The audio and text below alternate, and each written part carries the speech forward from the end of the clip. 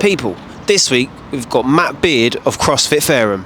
I've always really liked working with the general public. We're in a people industry. I've really enjoyed the concept of mixing what we call different modalities. Whenever I worked in a gym when I first started, you'd have ladies doing lots of cardio, gents doing lots of weightlifting, and then maybe quite a lot of females doing classes. With CrossFit, when I turned up, everyone was doing everything. The tagline for CrossFit as a company is literally forging elite fitness. So CrossFit has a stigma around it that it is elite. And it can make you pretty elite, but you don't have to be elite to do it. That's the difference. I think a lot of marketing in the past has not necessarily been geared towards your local CrossFit gyms. It's more about the CrossFit Games. What we do is affiliate CrossFit, it's general fitness in local gyms.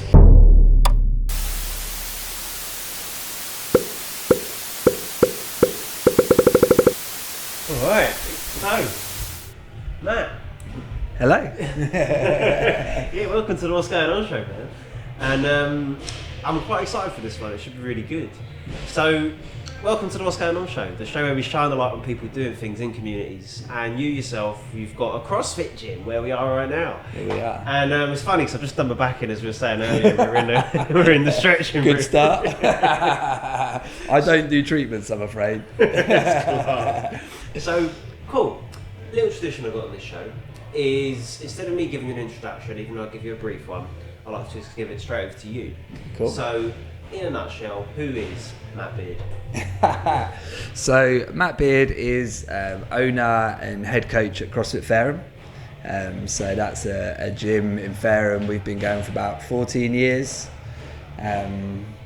Personal life, he's a husband, dad, got a 5-year-old and a 13-year-old. So yeah, pretty busy. Happy days. All right, cool. Interesting.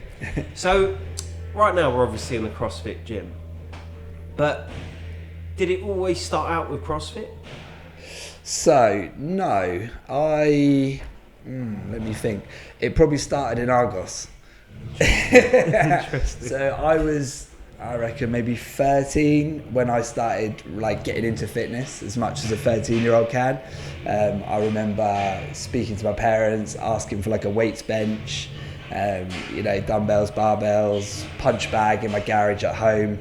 I was lucky enough that my parents obliged, and then got stuck under a few bars and had some fun with it, and sort of grew up just running down the beach in Gosport where I grew up, and just being into fitness.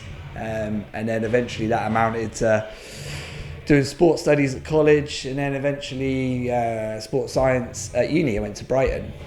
Okay. Yeah. So you're in Brighton. Yeah. Brighton for 3 years. Some good times.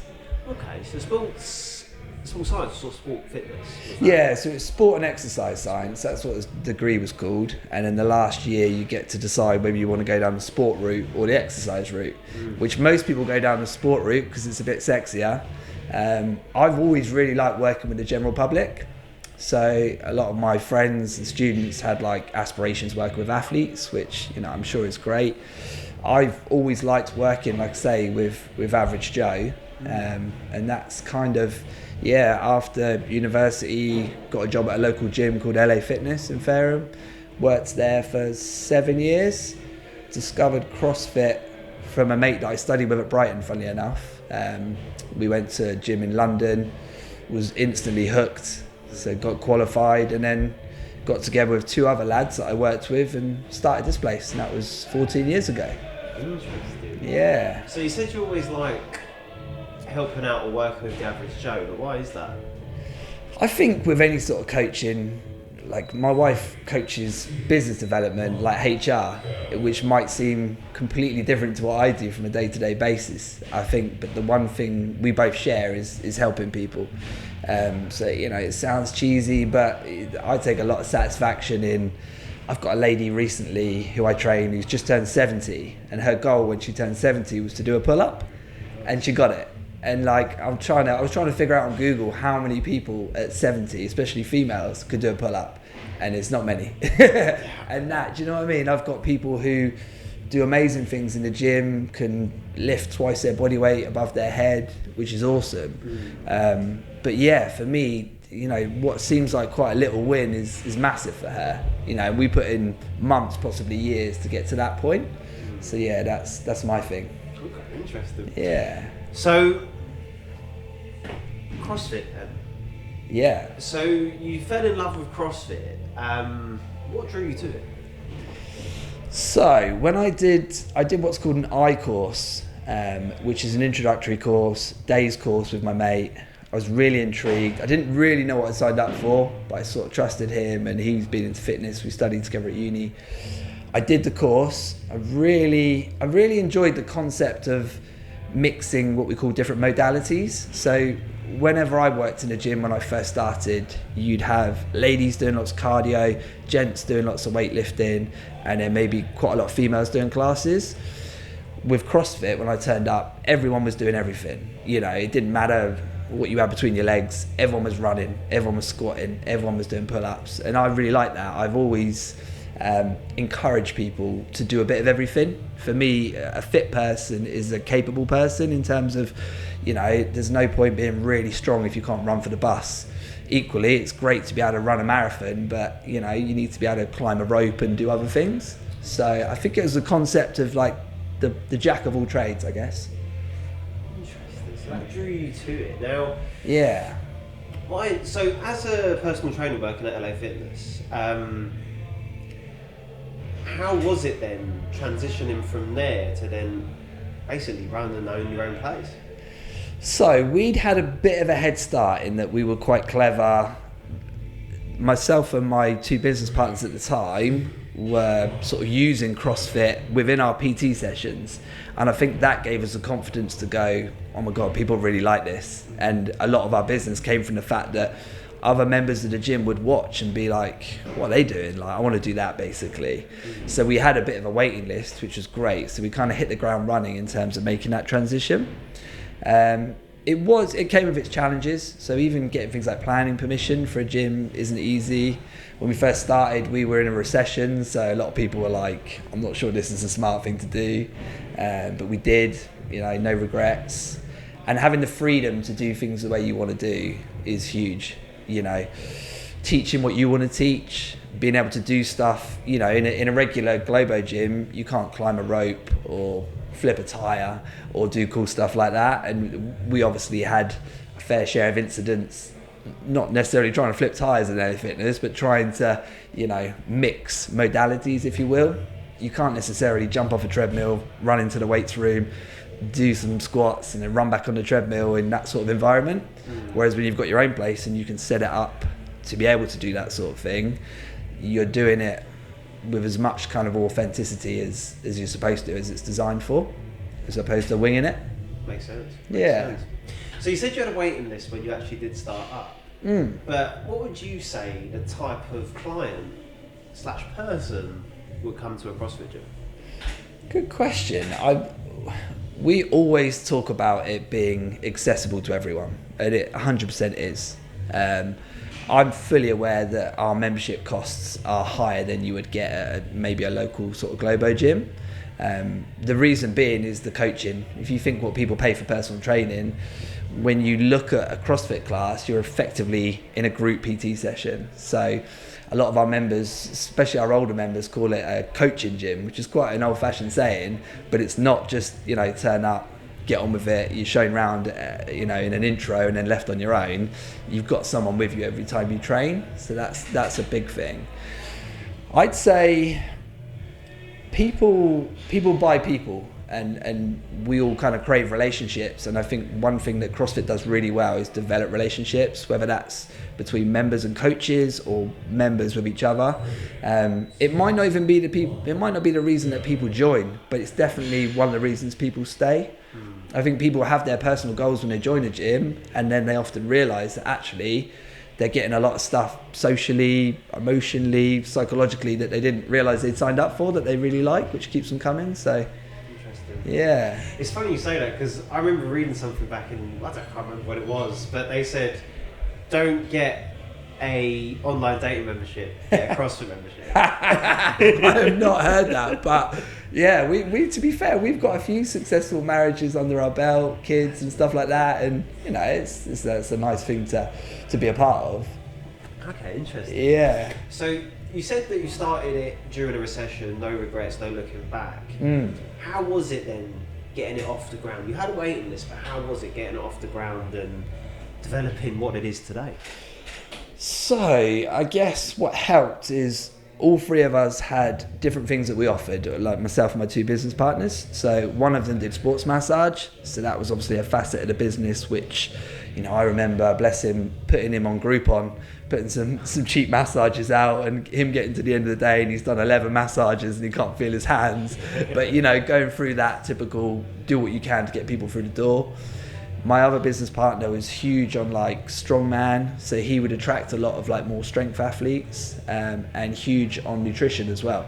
So he did a lot of body fat testing and nutritional advice. I was always more into the fitness side of things and specifically CrossFit. So we kind of ticked a lot of boxes, and you know, that obviously created more demographics for us to tap into.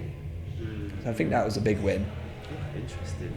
Yeah, no, because I'm intrigued, you know, because obviously, well, I don't know if it's a lot of people's dreams, but a lot of people I speak to say, I want to start a gym. Yeah. But it's not that easy, is it? It's not easy, and I think a lot of people start a gym and it's not what they've, you know, cracked up to be. And I'm sure it could be the same in a lot of businesses, but people, I still get it now. People come in, they're like, oh, there's loads of people here. You must be like raking it in and, you know, living in your mansion. I'm like, yeah, it's not quite like that. It is very much a job of passion. Don't get me wrong, you know, you can make money, but I've never been that financially kind of incentivized, which my wife hates. But yeah, as long as I'm still passionate about what I do, that's, you know, that keeps me happy. So yeah, I think a lot of people burn out. I think even if you're super passionate about it, you still need a work-life balance. And if you can't find that, it's amazing how quickly passion is diluted. So I'm lucky enough that I've managed to find a balance of being successful enough to have time with my kids, not have to work. You know, when we first started, we would do 5 or 6 days, you know, 10, 12-hour days, because you do when you start. But I wouldn't be doing that now. I mean, I physically couldn't. No, fair enough. Okay, so moving on a little bit then. So, fitness obviously is a big part of your life. Well, obviously it's important, but staying fit throughout life. I remember we said off camera before, fitness is a life journey. Yeah. But how hard is it to stick on that, and how do you ensure that people stay on that journey? I think personally, I'm probably quite rare, and I imagine a lot of coaches are like that, where even after years we still sort of wake up looking forward to train, and I think that's important. I think if you lose that, it probably shows when you're coaching. I think with members, I think with one-to-one coaching and group coaching, you've got to strike a balance between getting people results, because ultimately that's what they signed up for, but making it fun and just, like I said, developing relationships with people. Like the people that I train one-on-one, I've got a few ladies that I've trained for over 15 years, like once or twice a week. So one, that's a huge financial investment, and two, we spend a lot of time together. Like they're obviously coming because they feel like they get something from fitness in terms of being fitter and longevity, but I think there's a bit more to it in terms of you have to provide good customer service. You know, it might sound not too personal, but it's so important. We're in a people industry, and so if you're not the right person for that and you don't enjoy meeting new people and spending time with people, I think that's a big part of it. I think that helps. I do get it. Yeah. Fair enough. So on that then, who would you say over the years that you've done it is a dream client, and who would you say is a nightmare client? I can't answer that. I won't use any names. I guess this will definitely depend, because I talk about this a lot with my coaching team. I've got coaches who are very like performance driven, so they want clients that are just going to give 110%. I'm not. I'd say I'm a bit more process driven, so I sort of enjoy the journey and I try and encourage people to do that as well. So for me, I guess I want someone that's going to work hard, but I want someone to be patient and not like, I want to be here in 12 weeks front of Men's Health cover. I like people who come in, they're like, I've got goals, some of them over periods of months and years, but I trust the process that we're going to get there, and I want to enjoy it in the meantime. Yeah, so I'm a little bit fluffier. Some of my coaching team, they're like, I don't know, I don't think I could work with the people you work with necessarily. Yeah. I think I appreciate the fact that people come to the gym for lots of different reasons. I think I've done it long enough that I get that, whereas a lot of people think it's quite black and white. Makes sense. So, cool, I've just walked in through the door. What am I expecting when I'm here? What's going on here? Carnage. No. So, there's a textbook definition of CrossFit, which is constantly varied functional fitness performed at high intensity. Now, I never say that because it just sounds like you're reading from a dictionary. But what that effectively means is constantly varied means we change things daily to keep it interesting. One of the number one reasons people leave gyms because they get bored. So the idea of having variance in your routine is really important. Functional just means it's going to help you outside of the gym. It's good for you. It's not just t-shirt muscles, but it's helping you in the garden, with your grandkids, all that sort of thing. High intensity just means it's going to get results. So it's going to work basically, which, is important. So I would talk you through that. Ideally, I would show you a class. I'd show you rounds. Just try and make you feel as welcome as possible. We have a lot of people who follow what we do, possibly for years, who've never been through the door, because CrossFit has a stigma around it that it is elite, and it can make you pretty elite, but you don't have to be elite to do it. That's the difference. Yeah. So it's trying to break down those barriers. There's nothing worse than running a business that people love, but getting them through the door is the hardest part. Once they're through the door and they've done a free class, I'm really sort of confident that they'll stick around. It's getting people through the door. Elite. Why would you say that people think it's elite? The tagline for CrossFit as a company is literally forging elite fitness. So creating elite fitness. So even though they're not professing that you need to be elite to start, people hear the word. I think a lot of marketing in the past has not necessarily been geared towards your local CrossFit gyms. It's more about the CrossFit Games. The CrossFit Games is fantastic. I'm a huge fan, but CrossFit Games is a sport of CrossFit. What we do is affiliate CrossFit. It's general fitness in local gyms. We're lucky enough to have a coach that actually competes at the games. But she doesn't walk in and we all bow down on a shrine. You would walk in and do her class and she'd feel like anyone else. She's just done it long enough that she can treat it as a sport, but the people that she coaches are your everyday people. Yeah, and that's what we want to try and promote more of, that everyone can do it. Makes sense. Yeah.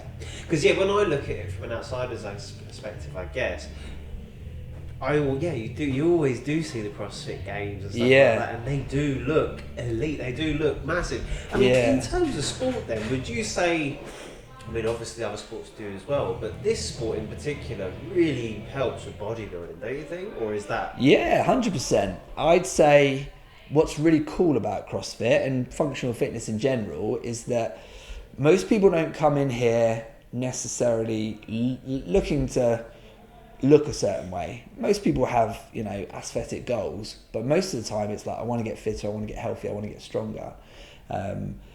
Just by turning up and doing the program, coming in, doing 3 classes a week, people naturally, when they start to exercise, they eat a little bit better. You don't have to have this strict diet of salad and whatever it may be.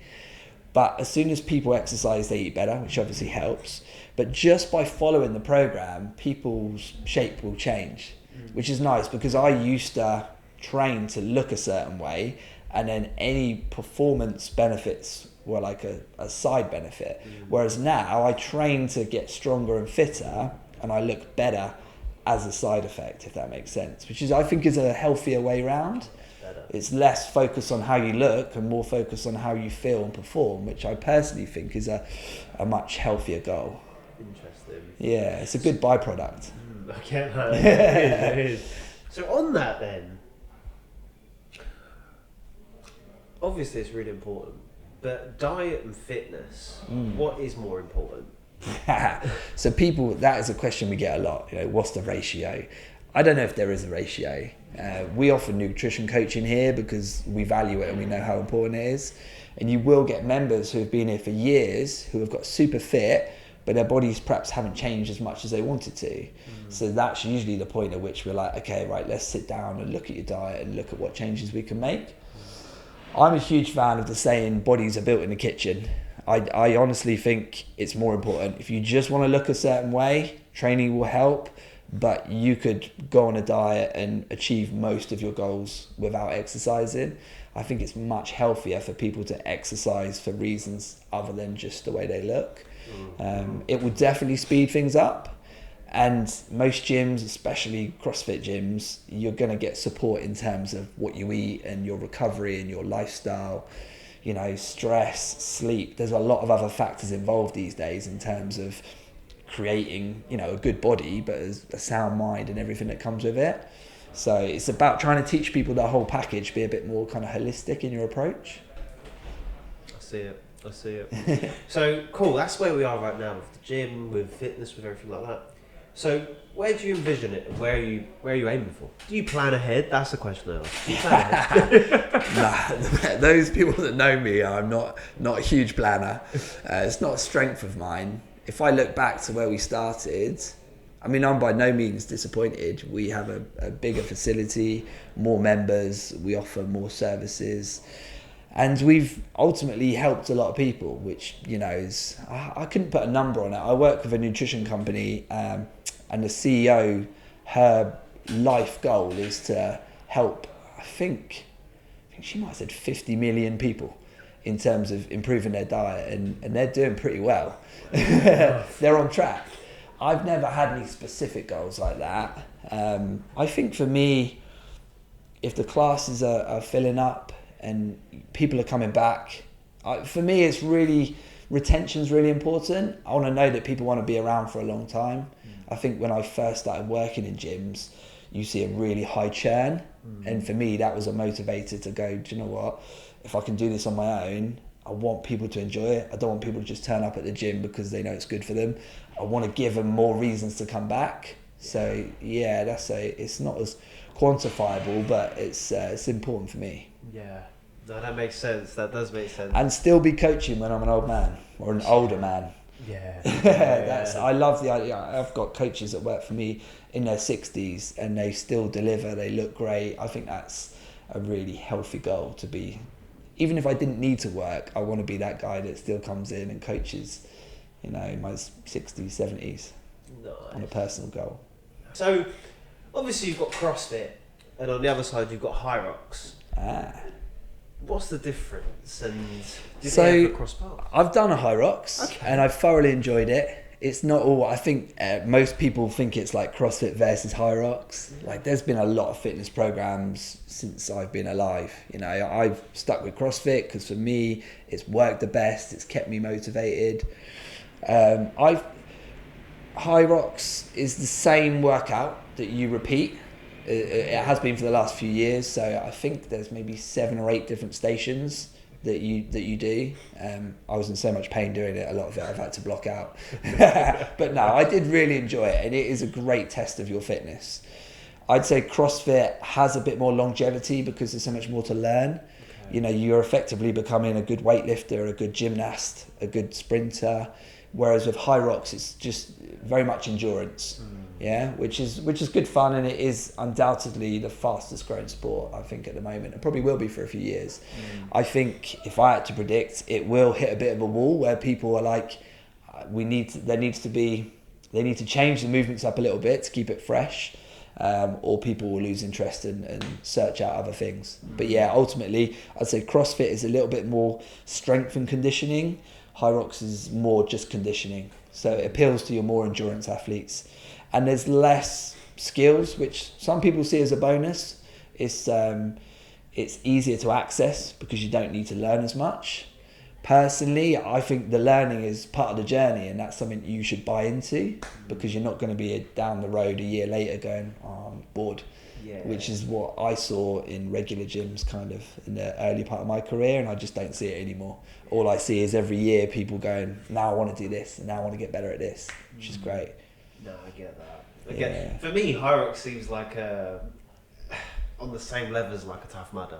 It's like, you know, in my opinion, I feel like, you know, you train, and then once you've reached there, where'd you go? Yeah, that would be my main question to, you know, the creator or the CEO. I'm like, what's next? Because you can, like you say, you could get faster and faster, but eventually, like any world record, you're going to get to a point where you can't beat it, regardless of how good your training is. And your training can only have so much variance because the movements are the same. So personally, I think I'd run out of motivation because the training would bore me a little bit because I'm training for the same 7-8 movements. Yeah. Interesting. Each to their own. Each to their own. But okay, cool. Nice one, Matt. Well, I've thoroughly enjoyed it. Yeah, thanks for having me. Nice one, man. And I'm looking forward to part 2. Yeah. All right. Bring it on. All right, so Matt, we made it for part 2. Cool. And so welcome to part 2, the part where we go out into the street and we ask a question which you don't know anything about it yet. No. So yeah, let's just crack on and see what's happening. I'm intrigued. So I'll turn this round for you. I feel like I'm on what's that TV show with the audience? Do you know what CrossFit is? No, is that just a class you take when you go to the gym? Apparently so. It's a different type of fitness. It's about 2 days. Do you know what CrossFit is? I think so, maybe. I've heard of it. It's like a high-intensity, multi-varied type of workout, basically. Yeah. Do you know, basically, they're really expensive. Do you know why they're so expensive? Why is that? Well, that's the reason we're trying to find out, but... I feel like CrossFit is more expensive because it's like the focus group is smaller, so whoever's like leading has like it's like a smaller ratio of like, you know, and then I feel like also with intensity is a bit more. I feel like the equipment as well is a bit more, you know, and also like with the coach, they kind of have to like focus on like a larger group of people than like if it's a 1-to-1, which could be cheaper. So do you know what CrossFit is? I do, yeah. Do you know why it's so expensive? It's hard because some CrossFit gyms it is quite expensive, but they do tailor a lot to help people out. So you can go from beginning to expert. Like I tried it out before. It's a bit too much for me, like expensive wise. But yes, it's a good shout, but it is quite expensive to get into. But once you got into the swing of it, a lot of the people can get sponsored by it. So I got a friend of mine back at home, they're sponsored by a brand, so then they get free supplements and stuff, so it's good for them. So, do you know what CrossFit is? No. Interesting. Well, no, that's it really. We're just trying to find out really what it is. But you know what CrossFit is? Yes. Yeah, I know what CrossFit is. So, why do you think it's so expensive? Oh my God, playing this and that. Oh, ask me again. So, why do you think CrossFit's so expensive? I think it's quite expensive because it's a niche. It's a smaller amount of society doing it, and so they can't have it at a cheaper price. If there was more people doing it, they could. And that's why somewhere like Pure Gym can do it for like £20 a month, because its facility is adopted to reach everybody, and it's got just your standard things that if you're just getting into exercise or you're rehabbing, it's got all of that. But for CrossFit, it's like if you were gonna get into swimming, it's gonna that facility to run a swimming pool is gonna be a little bit more. And with CrossFit, the gear that they're using and the facility is creating it's a margin. When you have a margin, you're not going to get that appeal to the big audience. So it's gonna have to be. I just understand it needs to cost just a little bit more. So I don't think I don't know what gyms you know of, but for CrossFit I've seen it's maybe like 45. So it's like double what you'll get for your gym. But it's just that it doesn't appeal to too many people. I think that's the case. All right. Sort of doesn't surprise me in a way. The fact that people don't know what it is, which in a way, I don't think is a bad thing. Because when I first got into CrossFit, it was, I think we were one of maybe 40 CrossFit gyms in like the UK, and we're one of probably over 500 now. Okay. So that is good for business, because a lot more people email me, reach out to me, and they've done CrossFit elsewhere, they've moved to the area, and they're like, let's go. Easy sell because they're into it. But the fact that so many people sort of claim to know bits of it but don't really know what's going on, it, for me, makes you think all opportunities. Yeah, I think the most heartbreaking thing about watching that is that not one person turned around and said, you're paying more because you're getting coached, you're getting accountability. You know, the personal training example is probably the best one I've got. Like I said before, you could easily pay, I mean, in London, well over like £50 an hour, maybe up to £100 an hour for a PT session. You could pay the same for a whole month of membership to a CrossFit gym where you're getting PT in a group, sometimes a small group, like the lady said. So that, yeah. But it's interesting how people associate money with equipment, because they're not wrong, but at the same time, there's so much more to it. It's not that, it's more the coaching. Yeah, exactly. Like, it's nice having shiny things, don't get me wrong. Like, our members love it when we buy new equipment and you walk in and you see a 50-foot pull-up rig, it naturally catches your eye. But that's not what keeps people. You know, it's fun for a little bit, but the meat and bones of it is very much in the community, the people, the coaching, the relationships. Interesting. Wow, cool. I mean, any fun words on that? Yeah. No, other than that's a really good exercise to do. And I particularly enjoyed your reaction to the question. I thought you might have to nod off with that last guy. Yeah, he did go on, bless him. But no, that was good, man. I enjoyed it. But cool. That brings us to a lovely close. Sweet. And man, it's been really good today. No worries, mate. Thanks for your time. No, man, always. That was Enjoyed really it. good. And man, I'm looking forward to see what happens next. Yeah, 100%. Happy days, man. Cool. Catch you in the next.